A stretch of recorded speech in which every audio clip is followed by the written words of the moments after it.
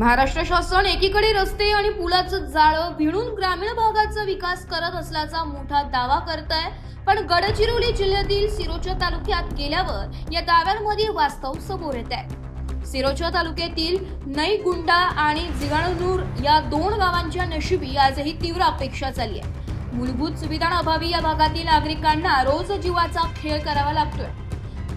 नईगुंडा ते जिगाणूर या दोन गावांमध्ये अवघं 6 किलोमीटरचं अंतर आहे।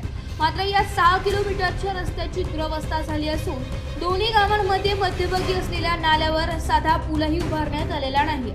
रस्ता आणि पुलाअभावी दैनंदिन कामांसाठी ये जा करताना इथल्या ग्रामस्थांना मोठी कसरत करावी लागत आहे।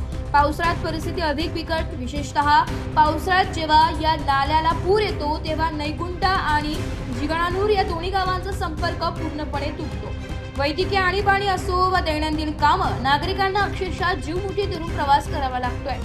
उपचारासाठी रुग्णवाहिका किंवा वाहन वेळेवर पोहोचू शकत नसल्याने नागरिकांच्या आरोग्याचा आणि प्राणांचा प्रश्न निर्माण होतोय। ग्रामीण विकासाच्या गप्पा मारणाऱ्या प्रशासनाला या नईगुंडा आणि जिगाणूरच्या ग्रामस्थांच्या हाकेला कधी प्रतिसाद मिळणार हे पाहणं महत्त्वाचं ठरेल। एसवराठी न्यूज साठी विभागीय प्रतिनिधी सुरेश तिप्पट्टीवार, सिरोचा।